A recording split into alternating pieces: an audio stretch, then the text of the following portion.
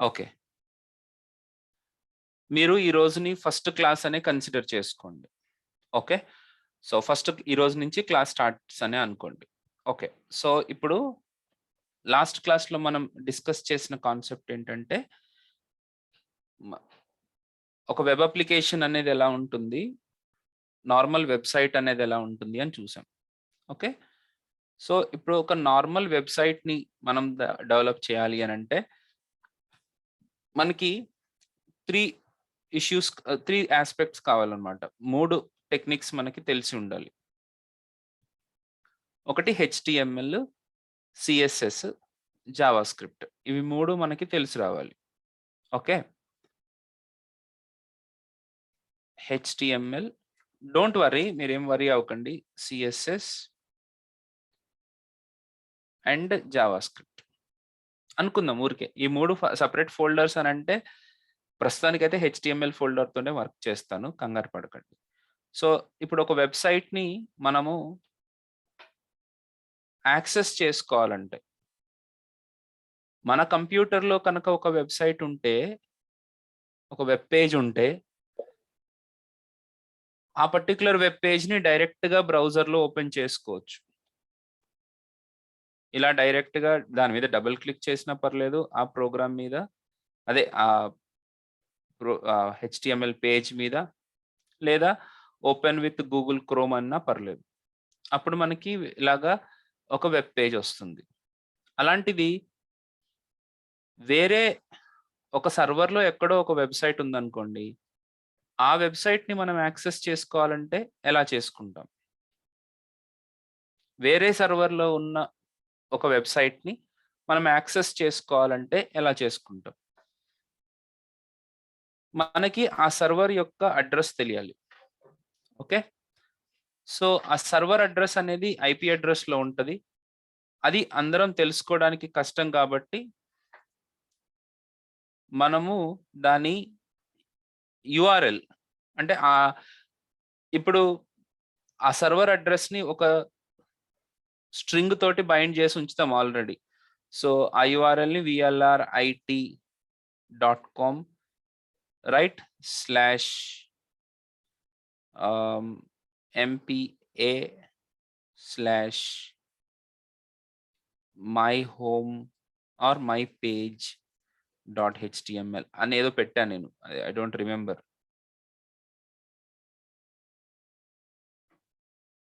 Do you remember anything? vlrit.com/mpa. హ్మ్. MPa కాకుండా MPa తర్వాత ఇంకోటి మీరేమైనా రాసానా? డిప్లాయ్ చేసి చూపించాను కదమ్మా మనకి.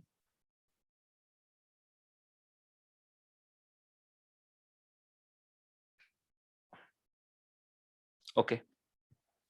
ఇదైతే వెబ్‌సైట్. ఓకే. ఇండెక్స్.పీహెచ్‌పీ అని చేస్తే Deepika Padukone, Kendall Jenner, Bradley Cooper వీళ్ళందరూ వచ్చారంటే బేసిక్‌గా అక్కడ సింగిల్ పేజ్ లేదు. మనము ఒక పీహెచ్‌పీ ప్రోగ్రామ్ పెట్టుకున్నాము. ఆ పీహెచ్‌పీ ప్రోగ్రామ్ ఏం చేస్తుంది? డేటాబేస్‌లోంచి డేటా తెచ్చుకొని హెచ్‌టీఎంఎల్ ఎలిమెంట్స్ మధ్యలో పెట్టి మనకి ఇలాంటి ఒక అవుట్‌పుట్‌ని ఇచ్చింది. ఓకే. ఎంపీఏ కాకుండా VLRIT slash slash my page dot HTML ఇది నేనంటుంది. యెస్. యెస్. యెస్. vlrit.com/mypage.html అనేటట్టుగా మనం తెచ్చుకున్నాం. బావుంది. అదే ఎందుకంటే ఇది వేరే కంప్యూటర్‌లో ఉంది కాబట్టి. మన కంప్యూటర్‌లో లేదు. వేరే కంప్యూటర్‌లో ఉంది. అక్కడి నుంచి మనం తెచ్చుకోవడానికి మనం చేసిన పనిది. ఓకే. ఇప్పుడు మనం నెక్స్ట్ ఏం ఆలోచించాలి అనంటే, మన కంప్యూటర్‌లో ఉన్న ప్రోగ్రామ్‌ని డైరెక్ట్‌గా ఎగ్జిక్యూట్ చేసేయడం కాకుండా, మన కంప్యూటర్‌లో ఉన్న ప్రోగ్రామ్‌ని కూడా మన కంప్యూటర్‌లో ఉన్న వెబ్ పేజ్‌ని కూడా వేరే సర్వర్ నుంచి యాక్సెస్ చేసుకుంటున్నట్టుగానే యాక్సెస్ చేసుకుందాం. ఎలాగా? అంటే ముందు మన కంప్యూటర్‌లో మన వెబ్ పేజ్ ఎక్కడైతే ఉందో ఆ ఫోల్డర్‌ని మనము ఒక వెబ్ సర్వర్‌గా రన్ చేయాల్సుంటది. లేదా ఈ ప్రోగ్రామ్‌ని తీసుకెళ్ళి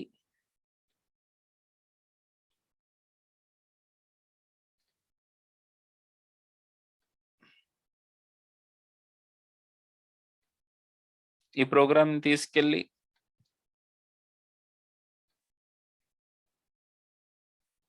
జాంప్ అనే వెబ్ సర్వర్లో హెచ్డి డాక్స్ లోపల మనం ఇక్కడ పేస్ట్ చేయాల్సి ఉంటుంది. కాకపోతే అప్పుడు మనం డెఫినెట్గా ఈ జాంప్ని కూడా మనము స్టార్ట్ చేయాల్సి ఉంటుంది.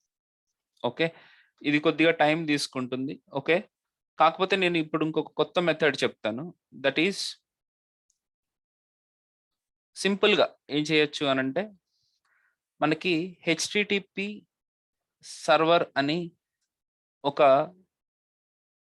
నోడ్ ప్రోగ్రామ్ ఒకటి మనకి అవైలబుల్గా ఉంటుంది. సో ఈ ప్రోగ్రామ్ని మనం యూజ్ చేసుకోవచ్చు.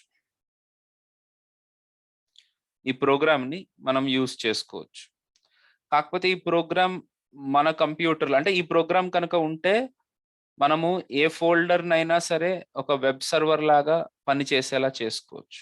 అంటే వెబ్ సర్వర్ లాగా పనిచేసేలా చేయొచ్చు అంటే దాని మీనింగ్ ఏంటి? వెబ్ సర్వర్ ఏం చేస్తుంది? What is the purpose of web server అని అంటే మనం సింపుల్గా చెప్పుకోవాల్సింది ఏంటి? It takes the request from the browser and it sends the HTML pages as a response to the browser. So ఇప్పుడు నా ఫోల్డర్ని ఒక హెచ్టిటిపి సర్వర్గా చేస్తుంది, వెబ్ సర్వర్గా చేస్తుంది అంటే ఏం చేస్తుంది? ఆ ఫోల్డర్లో ఉన్నటువంటి పేజెస్ని సర్వ్ చేయగలుగుతుంది. అంటే it takes request for that particular folder and ఆ రిక్వెస్ట్లో కనుక మనం అడిగిన పేజ్ ఉంటే ఆ పేజ్ని వెబ్ సర్వర్లో నుంచి తీసి, అంటే వెబ్ సర్వర్ ఏం చేస్తుంది? ఆ పేజ్ని ఆ ఫోల్డర్లోంచి తీసి ఇస్తుంది. వేరే ఫోల్డర్స్లో ఉన్న పేజెస్ని ఇవ్వలేదు ఆ వెబ్ సర్వర్. ఓకే, బేసిక్గా వెబ్ సర్వర్ పని ఏంటి? రిక్వెస్ట్ తీసుకోవడం, రెస్పాన్స్ ఇవ్వడం. సర్వర్ అని పేరు ఎప్పుడైనా విన్నారా? Hotel server. ఇప్పుడు ఈ సర్వర్ పని ఏంటి? హోటల్ సర్వర్ బేసిక్గా ఏం పని చేస్తాడు?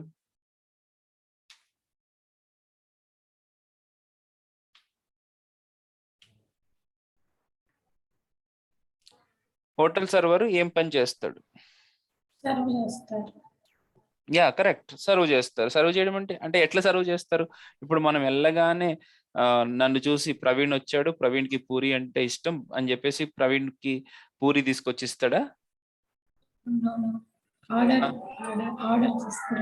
అంటే మనము రిక్వెస్ట్ చేస్తే, మనము ఆ సర్వర్కి చెప్తేనే కదా పట్టుకొచ్చి ఇస్తాడు.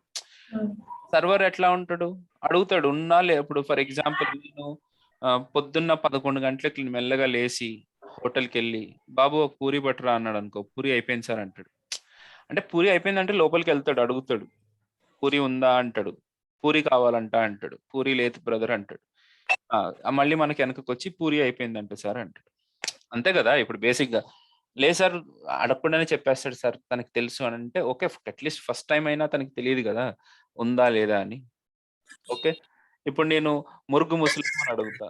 మురుగు ముసలం అని అడిగితే ఆ సర్వర్కి సార్ వెళ్తాడు, మురుగు ముసలం కావాలంట అంటాడు.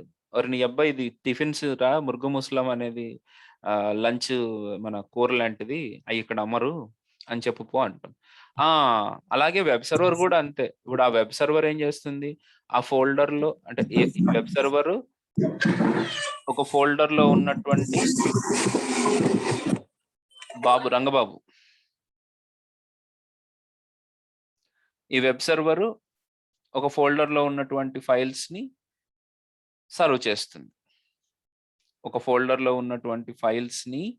సర్వ్ చేస్తుంది. ఓకే, అంటే ఉంటే ఆ ఫైల్ ఉంటే సర్వ్ చేస్తుంది. కాకపోతే ఎట్లా సర్వ్ చేస్తుంది? ఇప్పుడు నేను బ్రౌజర్ ఓపెన్ చేసి, ఇప్పుడు ఇక్కడ బ్రౌజర్ క్లోజ్ చేస్తున్నాను, మళ్ళీ ఓపెన్ చేశాను. ఓపెన్ చేసి ఇక్కడ రా మై పేజ్ నాకు తీసుకురా ప్లీజ్ అని అంటే తీసుకొస్తుందా? తీసుకురాదు కదా. సో మనము ఒక రిక్వెస్ట్ని మన బ్రౌజర్ నుంచి పంపించాలి. ఎలాంటి? ఆ సర్వర్కి పంపించాలి. http:// లోకల్ హోస్ట్ అంటే మన కంప్యూటర్ సరే, లేకపోతే VLR-IT సర్వర్కి అడుగుదాం. VLRIT.com /mypage.html. అప్పుడు ఏమైంది? VLRIT అనే సర్వర్కి రిక్వెస్ట్ వెళ్ళి VLRIT.com అనే సర్వర్కి రిక్వెస్ట్ వెళ్ళి ఎలా వెళ్తుంది? mypage.html అనే పేజ్ని అడుగుతుంది.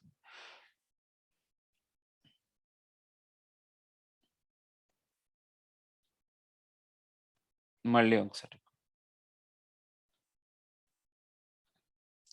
ఇక్కడ రిక్వెస్ట్ URL ఉంది చూడండి, http://VLRIT.com అని చెప్పేసింది. సో రిక్వెస్ట్ ఈ పర్టికులర్ URLకి వెళ్ళింది అనమాట. అంటే ఈ పర్టికులర్ సర్వర్లో ఈ పర్టికులర్ mypage.html అనే పేజ్కి వెళ్ళింది. ఒక్క నిమిషం గైస్.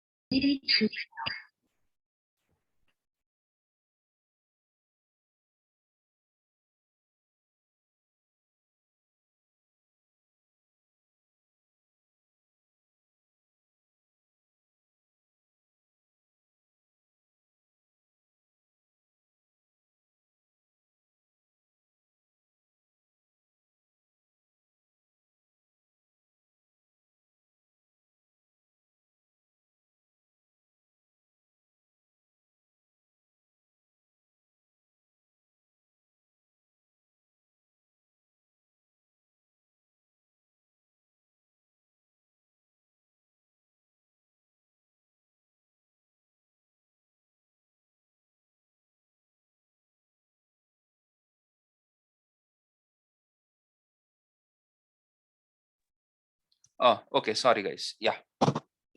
సో ఇట్లా మనం వేరే సర్వర్కి మనం రిక్వెస్ట్ పంపించే పని ఇది. వేరే సర్వర్కి ఒక రిక్వెస్ట్ పంపిస్తే అంటే వేరే ఎక్కడో ఉన్న సర్వర్కి, మన లోకల్గా కూడా మనం ఒక సర్వర్ని రన్ చేసుకోవచ్చు.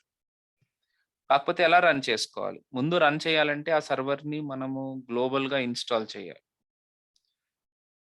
ఈ XML HTTP రిక్వెస్ట్ అనేది వేరే సర్వరు, సారీ XAMPP అనేది వేరే సర్వరు, మనకి XAMPP ఇది వేరే సర్వర్ అమ్మా. ఈ సర్వర్ వేరు, నేను ఇప్పుడు చెప్పబోయే సర్వర్ వేరు. ఇప్పుడు దీన్ని కూడా స్టార్ట్ చేసుకున్నాం అనుకోండి, సర్వర్ స్టార్ట్ అయింది. కాకపోతే ఈ XAMPP సర్వర్ తోటి ఉన్న ప్రాబ్లం ఏంటి? కేవలం ఈ HTDocsలో ఇందాక చూపించాను కదా, ఈ HTDocsలో ఉన్నటువంటి ఫైల్స్ని మాత్రమే అది సర్వ్ చేయగలుగుతుంది. అదే మన HTTP సర్వర్ అని చెప్పాను కదా, అదేంటి అని అంటే అది ప్రోగ్రామ్ని మనము ఇన్స్టాల్ చేసుకోవాలి. ఎలా ఇన్స్టాల్ చేసుకోవాలి అని అంటే HTTP server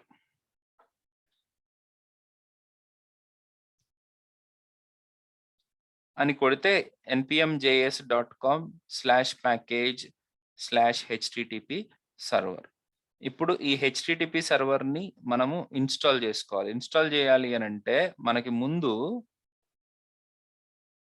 npm install -global HTTP server ఇలా రాయాలి. కాకపోతే npm అనేది ఉంటుందా? ఎట్లా ఇన్స్టాల్ చేస్తామంటే మనము కమాండ్ ప్రాంప్ట్ ఓపెన్ చేసి ఇక్కడ టైప్ చేయాలి. ఏమని టైప్ చేయాలి? మీరు ఏమీ టైప్ చేయకండి, ఇది కాపీ చేయండి. ఓకే, సో అది కాపీ చేయడానికి మీకు ఎక్కడ దొరకాలి? ఓకే, సరే కాపీ చేస్తాను. 1 సెకండ్, కాపీ చేయలేదు ఇది.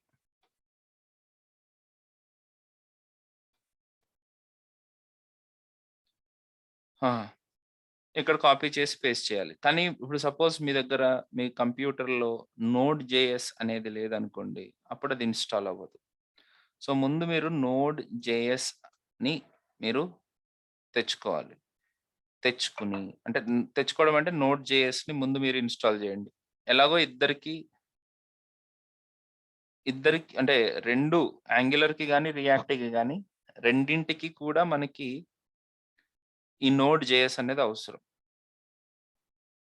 సో మీరు node.js.org మీరు గూగుల్‌లో కొట్టేయడమే నోడ్ జేఎస్ అనేసి. కొడితే ఫస్ట్ వెబ్‌సైటే ఇదిగో ఇలా వచ్చేస్తుంది. దీన్ని క్లిక్ చేస్తే మీకు ఎంఎస్ఐ ఆ ఇన్‌స్టాలర్ డౌన్‌లోడ్ అవుతుంది. డౌన్‌లోడ్ అయిన తర్వాత డబుల్ క్లిక్ చేసుకుంటూ పోతే అది ఇన్‌స్టాల్ అయిపోతుంది. అది ప్లాట్‌ఫార్మ్ అన్నమాట. ఎందుకు దాన్ని ప్లాట్‌ఫార్మ్ అంటాము అనేది చాలా పెద్ద స్టోరీ. ఇప్పుడు అదొద్దు మనకి. ఓకే. సో ఆ ప్లాట్‌ఫార్మ్‌ని ఇన్‌స్టాల్ చేసిన తర్వాత ఆటోమేటిక్‌గా మనకి ఎన్‌పీఎం నోడ్ ప్యాకేజ్ మేనేజర్ అంటారు దీన్ని. ఇది గూడా వచ్చేస్తది మనకి. దీని ద్వారా మనం ఈ హెచ్‌టిటిపి సర్వర్‌ని గ్లోబల్ లెవెల్‌లో ఇన్‌స్టాల్ చేస్తాం. ఇన్‌స్టాల్ చేయడం ద్వారా మనము ఏ ఫోల్డర్‌నైనా సరే మనము అంటే ఏంటి ఇప్పుడు ఈ ఒక్క ఫోల్డరే గాకుండా ఇప్పుడు ఈ డ్రైవ్‌లో క్లాసెస్‌లో RB12 అనే ఫోల్డర్‌ని నేను సర్వ్ చేయాలనుకుంటున్నాను. అన్నప్పుడు ఏం చేస్తామంటే గ్రాఫికల్‌గా అంటే ఈ రకంగా ఇప్పుడు ఇందాకెళ్ళినట్టుగా ఈ ప్లేస్‌కొచ్చి సీఎండీ అని టైప్ చేస్తే మనకి కమాండ్ ప్రాంప్ట్ ఓపెన్ అవుతది. కమాండ్ ప్రాంప్ట్‌ని ఇలాగే ఓపెన్ చేయాలన్న రూల్ ఏం లేదు. సీఎండీ అని ఇలా కూడా ఓపెన్ చేసుకోవచ్చు. అంటే ఏంటి? విండోస్ బటన్ కొట్టి ఇక్కడ సీఎండీ అని టైప్ చేస్తే కమాండ్ ప్రాంప్ట్ అని వస్తుంది. దాన్ని ఇలాగా కూడా ఓపెన్ చేసుకోవచ్చు. కాకపోతే ఇక్కడి నుంచి మళ్ళీ D:, అంటే డి ఏంది? ఈ కోలన్. ఈ డ్రైవ్‌లోకెళ్ళి తర్వాత సీడీ క్లాసెస్, సీడీ RB12 ఇక్కడ మీరు ఏది తప్పిచ్చినా మీకు వెళ్ళలేరు. సీడీ అంటే చేంజ్ డైరెక్టరీ అని. ఓకే. ఇలాగ మీరెళ్ళడం కష్టం కాబట్టి నేనేం చెప్తున్నాను, మీరు ఏ ఫోల్డర్‌కైతే వెళ్ళాలనుకుంటున్నారో గ్రాఫికల్‌గా ఆ ఫోల్డర్‌కి వెళ్ళిపోయి, ఇలాగ మౌస్ సహాయంతోటి అక్కడికి వెళ్ళి సీఎండీ కమాండ్ సీఎండీ అని కొడితే చాలు. ఆ ఫోల్డర్ డైరెక్ట్‌గా మీకు కమాండ్ ప్రాంప్ట్‌గా ఓపెన్ అవుతుంది. ఓపెన్ అయిన తర్వాత ఇక్కడ హెచ్‌టిటిపి సర్వర్ టైప్ చేసి ఎంటర్ అని కొడితే అప్పుడు ఏమవుతుంది అనంటే ఈ ఫోల్డర్‌లో ఉన్న ఫైల్స్‌కి ఒక సర్వర్ లాగా పనిచేస్తుందన్నమాట. అంటే ఇప్పుడు నేను ఒక సర్వర్‌ని అనుకోండి. సర్వర్ అంటే హోటల్ సర్వర్‌ని. నేను బావర్చీలో పనిచేస్తే బావర్చీలో నన్ను రన్ చేశారనుకోండి. నేను బావర్చీలో ఉన్న ఫుడ్ డిషెస్ అన్నిటిని నేను సర్వ్ చేస్తాను. అదే నన్ను గ్రాండ్ కాకతీయలోకి కనుక పెట్టారనుకోండి. గ్రాండ్ కాకతీయలో ఉన్న ఫుడ్స్‌ని నేను సర్వ్ చేస్తాను. అదే నన్ను పారడైజ్‌లో పెడితే షాగ్ హౌస్‌లో ఉన్నాయి సర్వ్ చేయను గదా! పారడైజ్‌లో ఉన్నాయి సర్వ్ చేస్తాను. సో, అలాగా మనము ఏ ఫోల్డర్‌లో రన్ చేస్తే ఆ హెచ్‌టిటిపి సర్వర్‌ని ఆ ఫోల్డర్‌లో ఉన్న ఫైల్స్‌ని సర్వ్ చేస్తుంది. కానీ దాన్ని ఎలా యాక్సెస్ చేసుకోవాలి అనంటే ఇదిగోండి.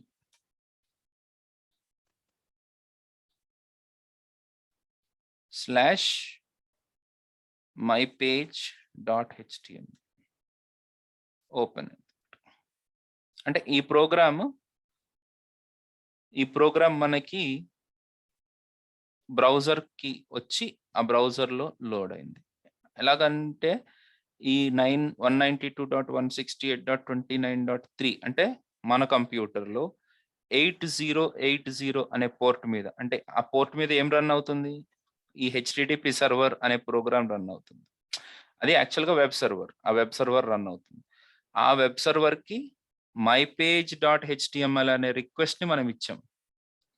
సో, ఈ పర్టిక్యులర్ కంప్యూటర్‌లో ఈ పోర్ట్ మీద రన్ అవుతున్న సర్వర్‌కి mypage.html అనే రిక్వెస్ట్ పంపిస్తే, ఆ సర్వర్ మనకి ఆ mypage.html అనే పేజ్‌ని యాస్ ఎ రెస్పాన్స్‌గా ఈ బ్రౌజర్‌కి పంపించింది.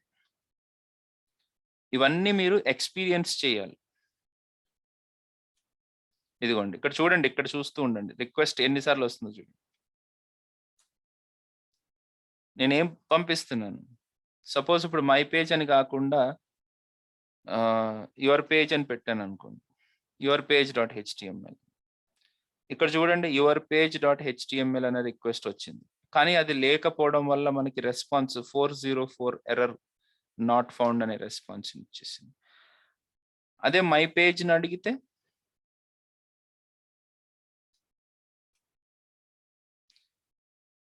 ఇక్కడ వెళ్ళలేదు అనుకోకండి, వచ్చింది. మై పేజ్ రిక్వెస్ట్ వెళ్ళి రెస్పాన్స్ వచ్చేసింది. యాక్చువల్గా మై పేజ్ ఏమైందంటే మీకు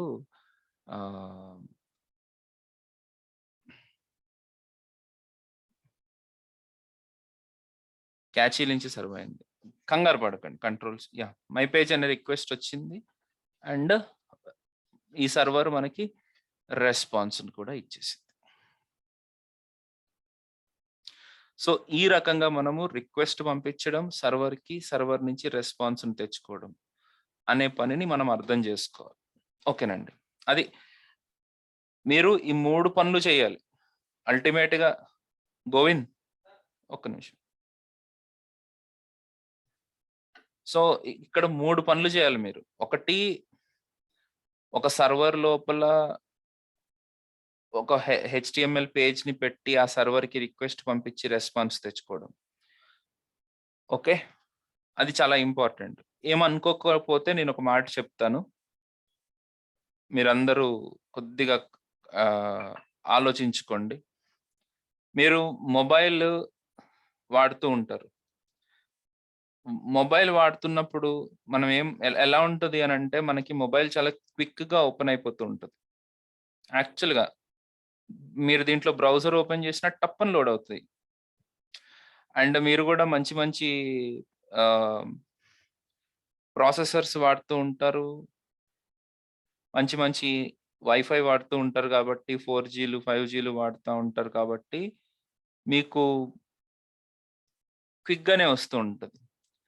కానీ ఎడ్యుకేషన్ అంటే సడన్గా మీరు ఈ నేర్చుకునేటప్పుడు అంత స్పీడ్గా, అంత ఈజీగా, అంత సింపుల్గా ఉండవు ఏవీను. సో మీకు అంత తొందరగా రాకపోవచ్చు. సో మీరు అదే మోడ్లో మీరు నాకు చాలా టైం పట్టేస్తుంది, నాకు పిచ్చెక్కిపోతుంది, నాకు తిక్కలేసిపోతుంది, ఈ డైలాగులన్నీ వదిలేసేయండి. మాకేంటంటే చిన్నప్పటి నుంచి మాకు ఎవరు అంత స్పూన్ ఫీడింగ్ చేయలేదు కాబట్టి మాకు బాగానే అలవాటైంది. ఇది మ్యాథ్స్‌లో కూడా అన్ని చెప్పేవాళ్ళేం కాదు.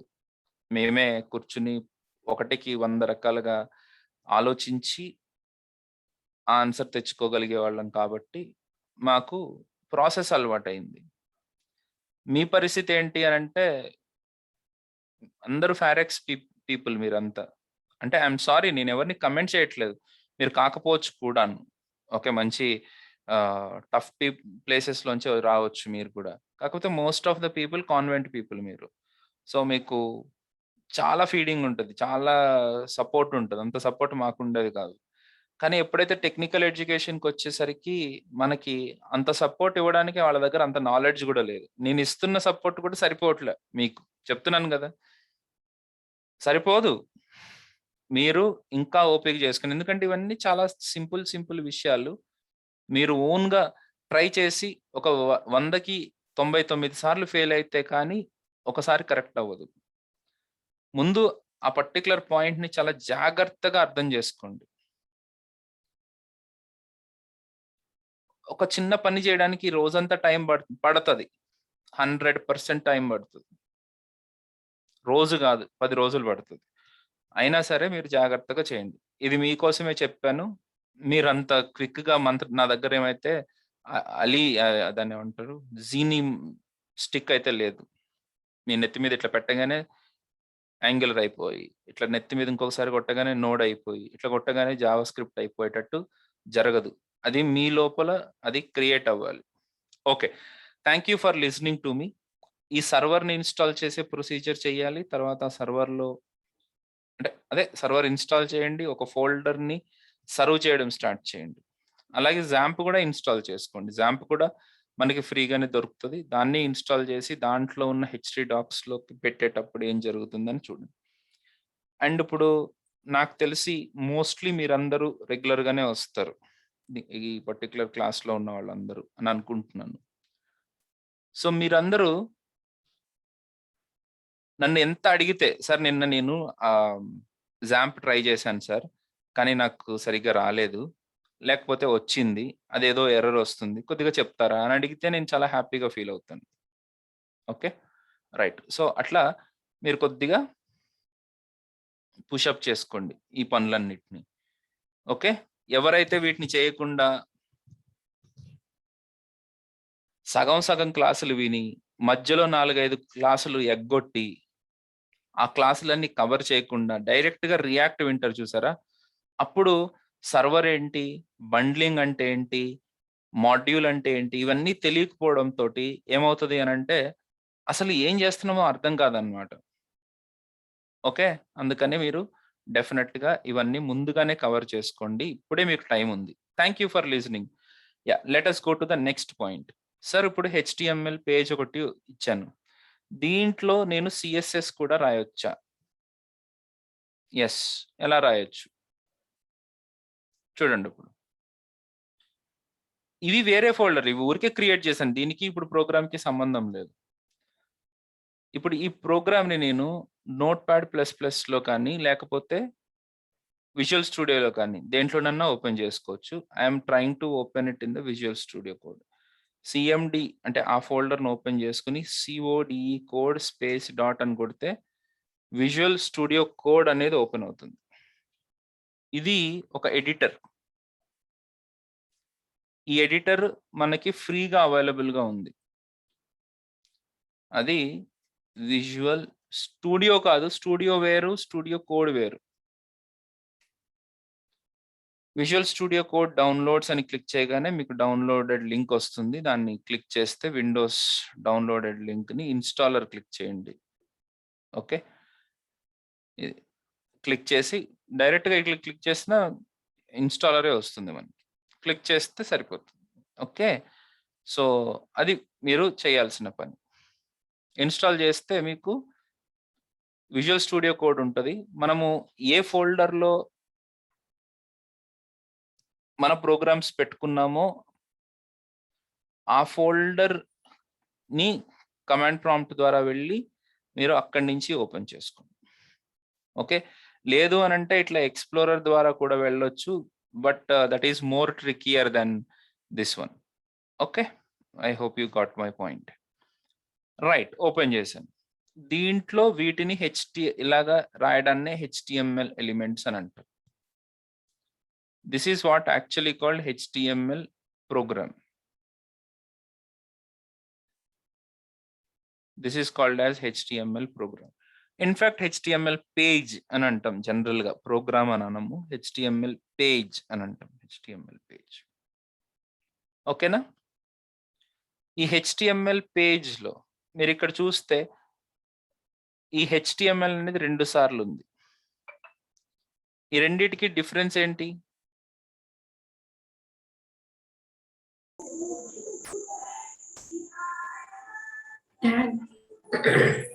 Tag open end. యెస్. ఒక చోట మీకు స్లాష్ ఉన్నది, స్లాష్ లేనిది. స్లాష్ అంటే ఎండ్. సో ఇలాగా మనకి దీన్నే ఓపెన్ ట్యాగ్ అంటారు. దీన్ని క్లోజ్ ట్యాగ్ అని అంటారు. ఈ ఓపెన్ ట్యాగ్‌లని, క్లోజ్ ట్యాగ్‌ని రెండిటిని కలిపి ఒక ఎలిమెంట్ అని అంటాం. బేసిక్‌గా. అంటే బేసిక్‌గా హెచ్‌టీఎంఎల్ ఎలిమెంట్ అని అంటామన్నమాట. సో అదేంటి ఇప్పటి వరకు మీరు హెచ్‌టీఎంఎల్ అనేది ఒక ప్రోగ్రామింగ్ లాంగ్వేజ్ అన్నారు కదా! అదేంటి? అవును భయ్యా, హెచ్‌టీఎంఎల్ ప్రోగ్రామింగ్ లాంగ్వేజ్‌లో హెచ్‌టీఎంఎల్ అనే ఎలిమెంట్ కూడా ఉంటది. ఎలిమెంట్ అంటే మీకు ఇమ్మీడియేట్‌గా మీకు స్ట్రైక్ కావాల్సిందేంటి? Open bracket HTML and closing bracket HTML. Suppose నేను అన్నాను హెచ్‌టీఎంఎల్ లోపల CODE అనే ఎలిమెంట్ ఉంది.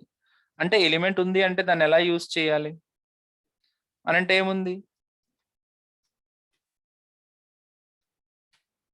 Code open tag and close tag. So కోడ్‌ని మనము left bracket CODE and right bracket. అలాగే left bracket slash CODE right bracket. ఈ రెండిటి మధ్యలో మనము ఏదైతే పెడతామో దాన్ని కోడ్ లాగా డిస్‌ప్లే చేస్తదన్నమాట. దీన్ని ఎగ్జిక్యూట్ చేయదు. కోడ్ లాగా డిస్‌ప్లే చేస్తది. ఊరికే చూపిస్తున్నాను దాని పరిస్థితి ఏంటి. ఇక్కడికి వెళ్ళి నేను రిఫ్రెష్ చేస్తున్నాను. కొత్తగా పెట్టిన ఓహో! నేను దీన్ని ఎక్కడ సేవ్ చేశాను?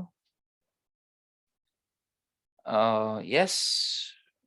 యాహ్! అప్పుడప్పుడు ఏమవుతుంది అనంటే, మన సర్వరు లాక్ అయిపోతదనమాట. అంటే అది దాన్ని కొద్దిగా కంట్రోల్ సి చేసి, మనం కొద్దిగా మూవ్‌మెంట్ ఇవ్వాలి దానికి. ఓకే. లాక్ అవుతది అప్పుడప్పుడు. ఓకే. ఇక్కడ చూడండి. Code open bracket, close bracket అని ఇచ్చి ఇలా రాస్తే ఏమొచ్చింది? Console dot log of hello అని డిస్‌ప్లే అయింది. దాన్ని కోడ్ లాగా ఎగ్జిక్యూట్ చేయాలి. టెక్స్ట్ లాగా డిస్‌ప్లే చేసిందక్కడ. సపోజ్ ఇప్పుడు నేనిక్కడ ఐ అనే ఒక ఎలిమెంట్ తీసుకున్నాను. ఐ అనే ఎలిమెంట్‌లో నేను ఏం కంటెంట్ పెడితే అది మనకి డిస్‌ప్లే అయిపోతుంది. కళ్యాణి.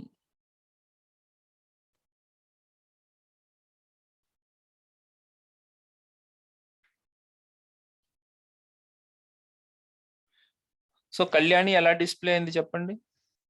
ఇటాలిక్ కీవర్డ్స్‌లో అంటే ఇటాలిక్ లాగా డిస్‌ప్లే అయింది. ఇక్కడ కనపడుతుందా కింద కళ్యాణి అని? ఇటాలిక్‌గా డిస్‌ప్లే అయింది. కోడ్ ఏమో ఇదొక ఫాంట్ అన్నమాట. యాక్చువల్‌గా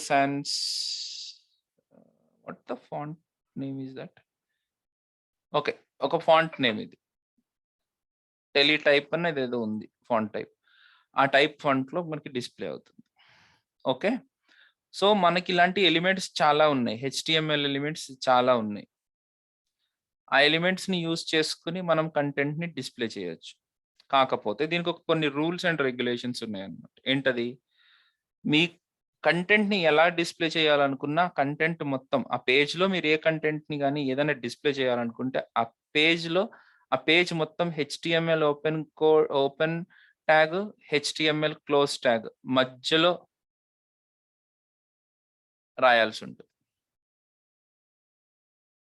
అలాగే ఈ హెచ్‌టీఎంఎల్ లోపల బేసిక్‌గా 2 ఎలిమెంట్స్ ఉంటాయి. ఎలిమెంట్ అంటే ఏంటో చెప్పాను ఇందాక. Open tag, close tag. ఈ రెండిట్లో. సో, హెచ్‌టీఎంఎల్‌లో 2 ఎలిమెంట్స్ ఉంటాయి. ఒకటి హెడ్ ఎలిమెంట్, ఇంకొకటి బాడీ ఎలిమెంట్. హెడ్ ఎలిమెంట్ అనేది బేసిక్‌గా మనకి టైటిల్‌ని డిస్‌ప్లే చేయడానికి ఉపయోగపడుతుంది. ఇప్పుడు టైటిల్ అంటే ఇప్పుడు ఈ వెబ్ పేజ్‌కి టైటిల్ అనేది ఎక్కడుంది అని అడిగితే you can see the title is here.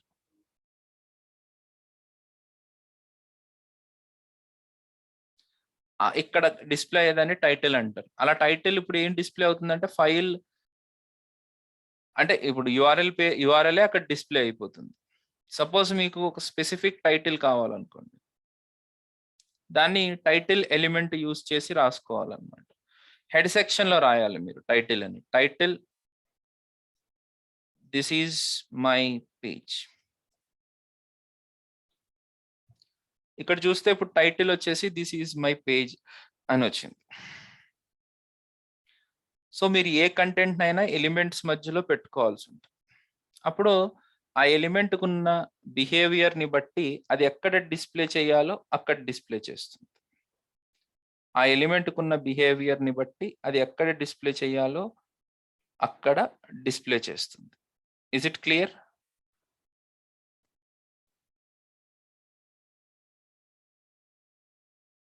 Yes sir.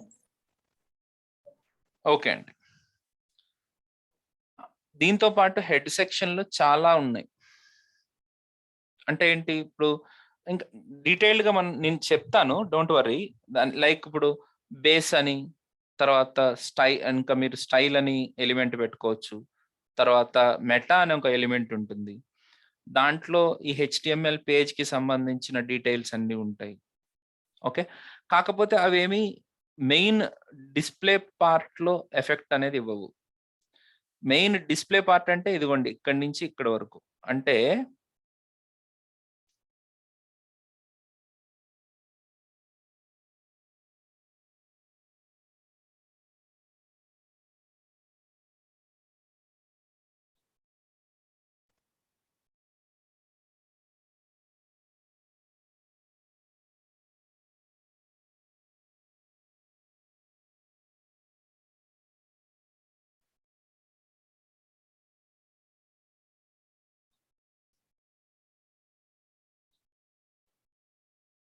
ఇది మెయిన్ డిస్ప్లే పార్ట్.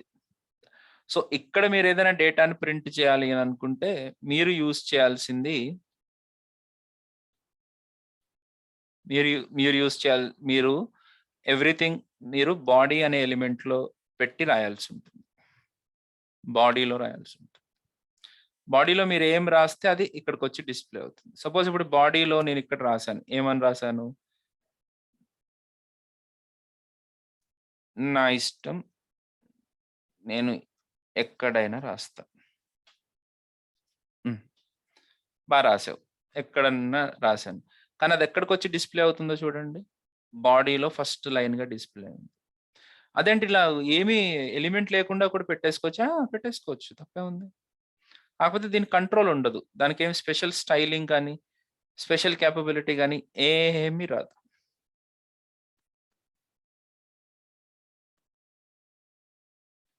అందుకనే మనము వీటిని ఎలిమెంట్స్ మధ్యలో పెట్టుకుంటాం. ఇలాంటి కంటెంట్ ఉందనుకోండి, ఒక ఎలిమెంట్ మధ్యలో పెడతాం, డి అని పెట్టుకుందాం. బి అనే element, open tag close tag మధ్యలో నా ఇష్టం నేను ఎక్కడైనా రాస్తాను అని రాశాను. ఇప్పుడు ఎట్లా డిస్ప్లే అవుతుంది, అది కొద్దిగా బోల్డ్ గా డిస్ప్లే అవుతుంది. ఇలాగా మీకు చాలా ఎలిమెంట్స్ ఉన్నాయి. ఇప్పుడు నేను చూపించిన ఎలిమెంట్స్ లో డి కానీ H1 కానీ, ఓకే, ఇలాంటి వాటిని టెక్స్ట్ ఫార్మాటింగ్ ఎలిమెంట్స్ అని అంటాం. ఐ ఇందాక చూపించాను, H1 to H6,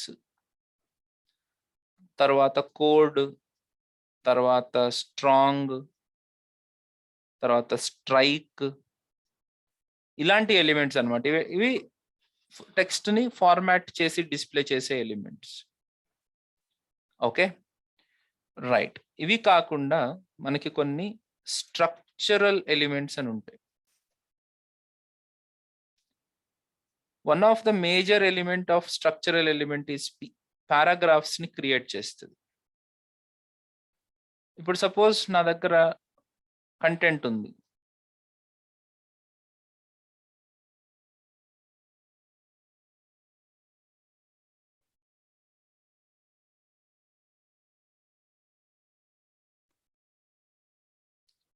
ఇది మొత్తం తీసేస్తున్నానమ్మా, ఇదేం లేకుండా ఒకటి చూపిస్తాను.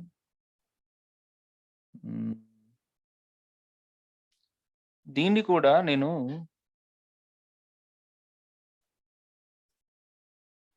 కమెంట్ లో పెడతాను, ఓకే, సో దట్ అది ఎగ్జిక్యూట్ అవ్వదు, లేకపోతే మీకు అది కూడా ఎగ్జిక్యూట్ అయి కనపడుతుంది. ఓకే, ఇక్కడ ఓన్లీ మీరు స్ట్రక్చరల్ ఎలిమెంట్స్ పి గురించి చెప్తున్నాను. ఇప్పుడు బోల్డ్, ఈ కంటెంట్ ఇలా రాశాను,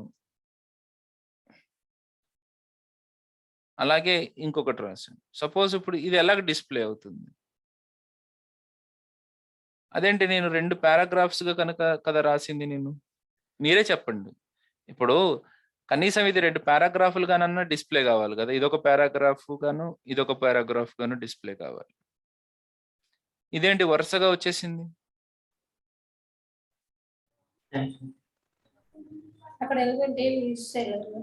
ఏం ఎలిమెంట్ యూజ్ చేయలేదు, అన్ని కలిసేసి వచ్చేస్తాయి. అంటే ఇది ఒక సపరేట్ పారాగ్రాఫ్ గా రావాలి మీకు అనిపించింది అనుకోండి,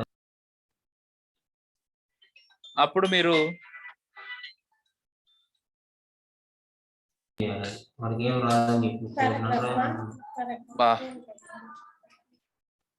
విజయ, ఒక్క నిమిషం, ఎవరు మ్యూట్ చేయండి.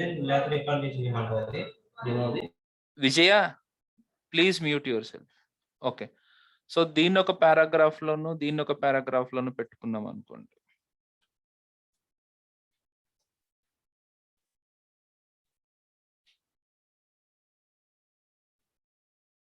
అప్పుడు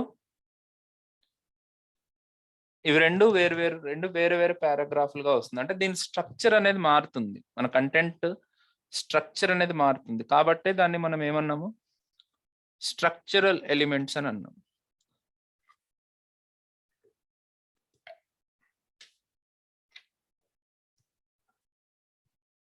this is called structural element. P, paragraph is structural element. ఇదే కంటెంట్ ని నేను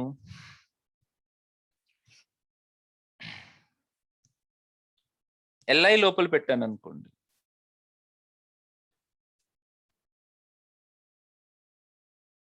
ఇది ఇంకొక స్ట్రక్చర్ ఇస్తుంది మనకి.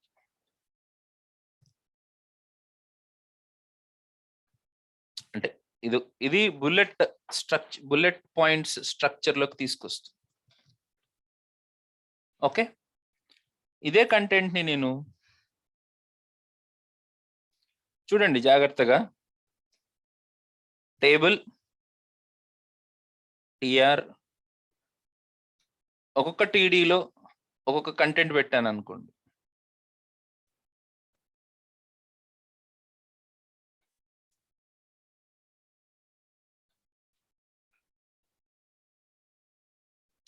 నేను స్ట్రక్చర్ అంటే ఏంటో చూపించడానికి చెప్తున్నా. టీడీలు టిఆర్లు ఏంటి ప్రతి దానికి భయపడిపోకూడదు. ఎల్ఐలు ఎందుకు పనిచేస్తున్నాయి వస్తున్నా అక్కడ వరకు. స్ట్రక్చర్ అంటే ఏంటి అని చెప్తున్నాను అంతే. ఇప్పుడు ఇవి రెండు ఎలా డిస్ప్లే అయినాయి చెప్పండి? పక్క పక్కన డిస్ప్లే అయినాయి. ఇలాంటి ఎలిమెంట్స్ నే మనము స్ట్రక్చరల్ ఎలిమెంట్స్ అని అంటాం. ఓకే, ఇప్పుడు యాంగులర్ లో నేను కొంతమందికి ఇవి చెప్పేటప్పుడు పాపం, ఇప్పుడు ఫర్ ఎగ్జాంపుల్ మా సురేష్ గారు ఉన్నారు అనుకోండి. సురేష్ నోస్ HTML CSS చాలా బాగా వచ్చు ఆయనకి, కానీ ఆయన కూడా 100% కాన్సన్ట్రేషన్ తోటే వినాలి. ఎందుకట? ఇప్పుడు నేను అన్నాను కదా స్ట్రక్చరల్ ఎలిమెంట్స్ అని. రేపొద్దున మనకి స్ట్రక్చరల్ డైరెక్టివ్స్ అనే వర్డ్ వస్తుంది.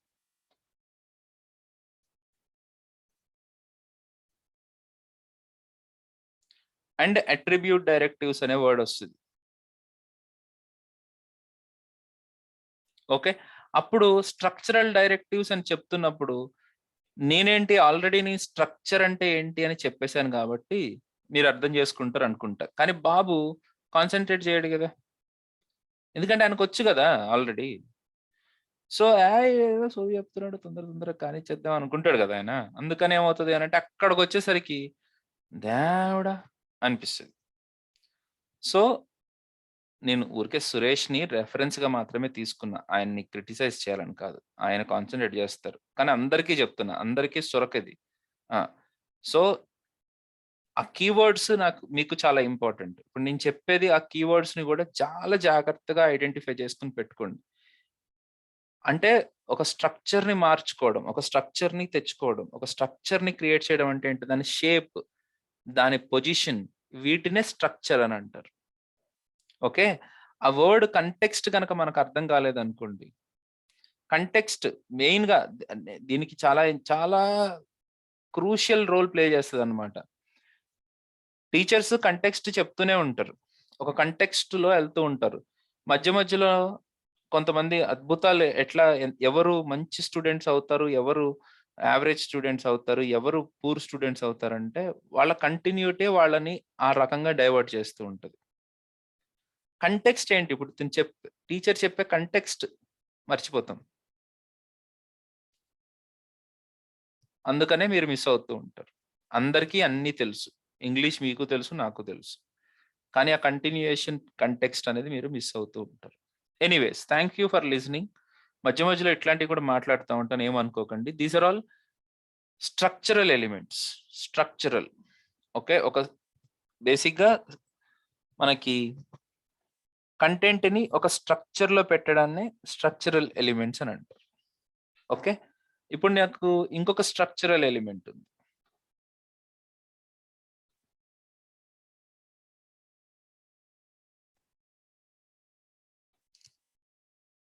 ఎక్కువ వాడడం ఇది.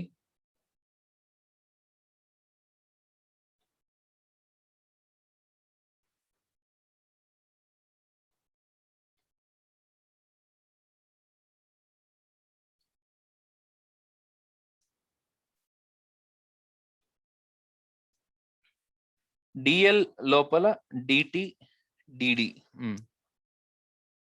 డిఎల్ లోపల డిడి అని చెప్పి ఒక్కసారి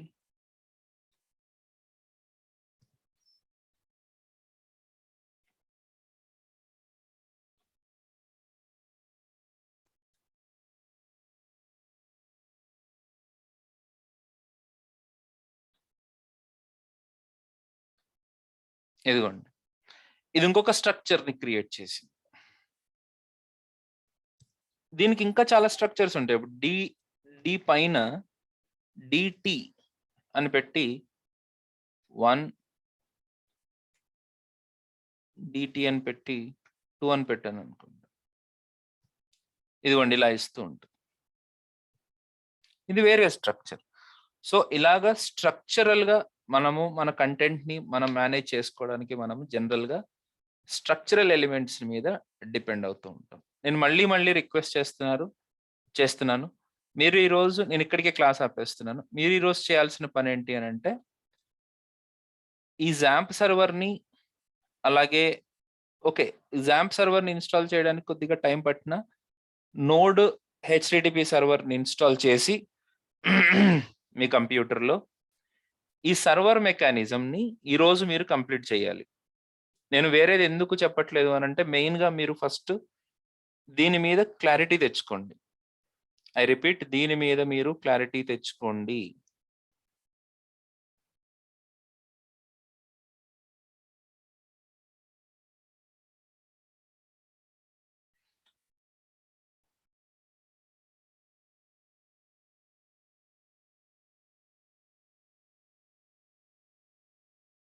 సో ఆ సర్వర్లో పెట్టడం ఏంటి, సర్వర్కి రిక్వెస్ట్ ఎలా పంపించడం, సర్వర్ నుంచి రెస్పాన్స్ ఎలా తెచ్చుకోవడం, వీటి మీద మనకి క్లారిటీ రావాలి. సో నాగరాజు గారు, ఐ హోప్ మీరందరూ కంటిన్యూ అవుతారని అనుకుంటున్నాను.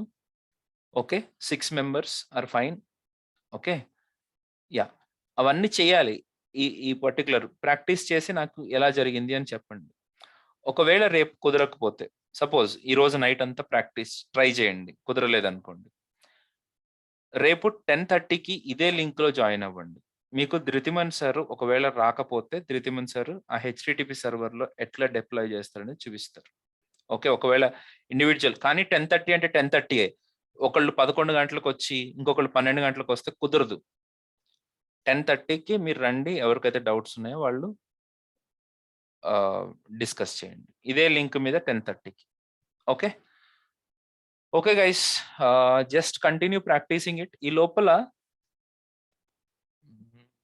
మీ అందరికి ఇంకొకటి కూడా మీ అందరికీ చెప్పాలి. రికార్డింగ్ ఆఫ్ చేస్తున్నాను. ఎందుకు ఆఫ్ చేయడం, ఉండండి ఒక నిమిషం.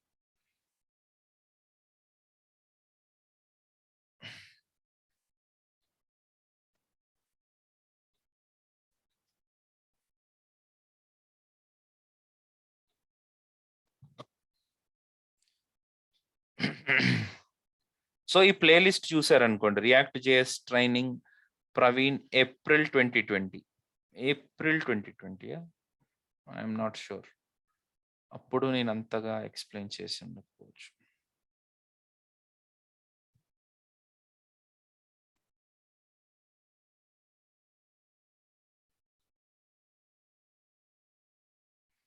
ఆగండి, మీకు ప్లేలిస్ట్ ఇస్తాను.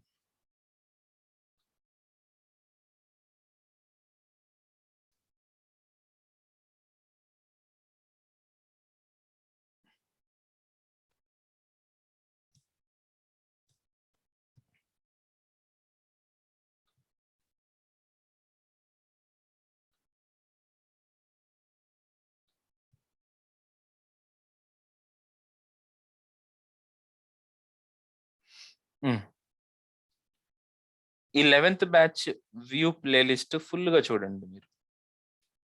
దీంట్లో ఫస్ట్ 4 వీడియోస్ మీరు డెఫినెట్గా చూడండి. దీంట్లో మీకు HTMLకి సంబంధించిన ఎక్స్ప్లెనేషన్ ఇచ్చాను. ఎందుకు మిమ్మల్ని చూడమంటున్నాను అని అంటే, నేనేమి స్కిప్ కొట్టడానికి కాదు, నేను చెప్తున్నప్పుడు తొందరగా మీకు క్లియర్ అవుతుందని. అదే ఒక్కటే ఒక్క ఉద్దేశం తప్ప వేరేదేం కాదు. ఓకే, ఒకసారి మీరు చూడండి దీన్ని. So react JS class 1 second.